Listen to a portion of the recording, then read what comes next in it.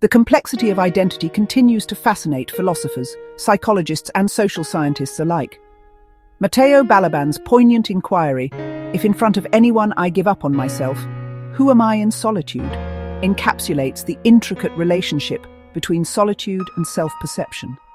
This philosophical question invites an exploration into the dichotomies of public versus private selves, seeking to unravel the layers of identity that coexist within a single individual. In this essay, we shall delve into the contrasting interpretations of identity in solitude and in the presence of others, drawing upon relevant philosophical and psychological frameworks. This examination will not only punctuate the significance of the question itself, but also illustrate how solitude can illuminate the inner self, while also positing the fundamental role of societal influences in shaping our personal narratives. The concept of identity has long captivated thinkers from Socratic dialogues to contemporary postmodern theories. One cannot delve into the nature of identity without confronting the philosophical underpinnings that define it. Identity, as Aristotle might assert, is the essence of what makes an individual who they are.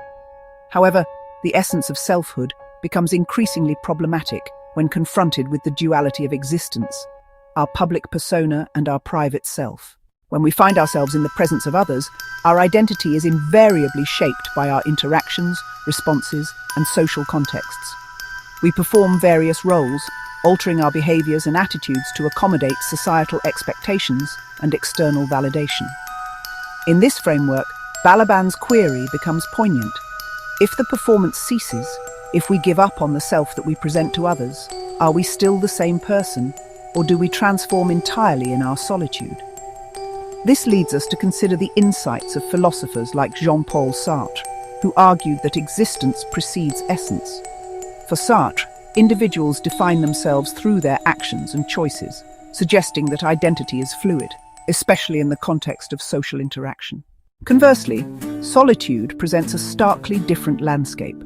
In solitary reflection, there exists a sincere confrontation with the self, free from external scrutiny and societal pressures. This introspection can unveil aspects of identity that are often obscured in the presence of others. The quietude of solitude allows individuals to peel back the layers of social masks, providing an unembellished view of one's thoughts, feelings, and inherent beliefs. In solitude, one engages in a profound exploration of self, a journey characterized by introspection and an honest confrontation with one's own thoughts and motivations.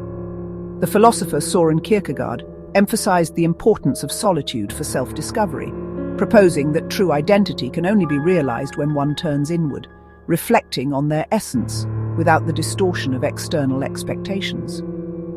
In solitude, the individual is compelled to answer Balaban's query on their own terms. Who am I when the noise of judgment, expectation, and social engagement fades away?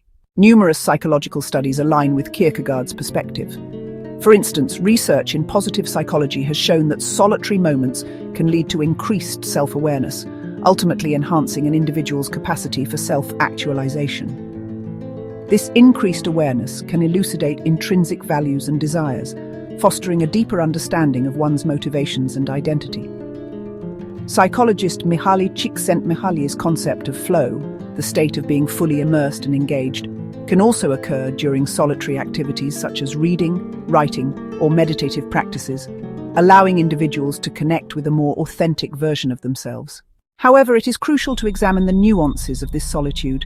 The experience is not uniform. For some, solitude can breed anxiety, existential dread, or a confrontation with unpleasant truths. Thus, the question remains, does solitude always lead to a clearer understanding of self, or can it reveal fragmented identities, especially for those who struggle with their internal narratives? This creates an important divergence in the understanding of solitude. While it can be a sanctuary for self-discovery, it may also foster isolation, leading to an internal fragmentation of identity. The duality of existence, public persona contrasted with private self, offers a substantial lens through which to analyze Balaban's query. In public contexts, individuals craft narratives shaped by cultural norms, peer influences, and societal expectations. The social construct of identity often leads to a curated self that may not align with the inner truth of the individual. The philosopher Irving Goffman's theory of dramaturgy posits that life is akin to a performance where individuals navigate various roles, adapting their identities depending on the audience. Here, the question arises: if one concedes to societal expectations and abandons their authentic self in public interactions, what remains in the silence of solitude? This nuanced complexity suggests that the act of giving up in public may not signify a defeat of the self, but rather a manifestation of survival within the social context. Therefore, the real question might be, what are the implications of our public performances on our private selves? Does the fragmentation of identity lead to an authentic cocoon in solitude, or does it create a dissonance that individuals must grapple with? Understanding this dissonance is essential in addressing Balaban's inquiry. While solitude has the potential to unveil the true self, one must recognize the complexities that arise from societal influences. Many individuals experience identity crises in solitude, as they vacillate between the self that society embraces and the self that exists in the void. Thus, while solitude can be a sanctuary for self-awareness, it can simultaneously illuminate the conflict between the constructed self and the authentic self. The interplay between solitude and social connection is crucial in comprehending identity. The tensions between wanting to retreat into solitude for self-discovery and the innate human desire for social connection create a profound dichotomy in the human experience. On one hand, solitude serves as the backdrop for individual reflection, while on the other, social interactions are fundamental in confirming one's existence and identity through validation and empathy. Balaban's inquiry highlights the importance of this tension.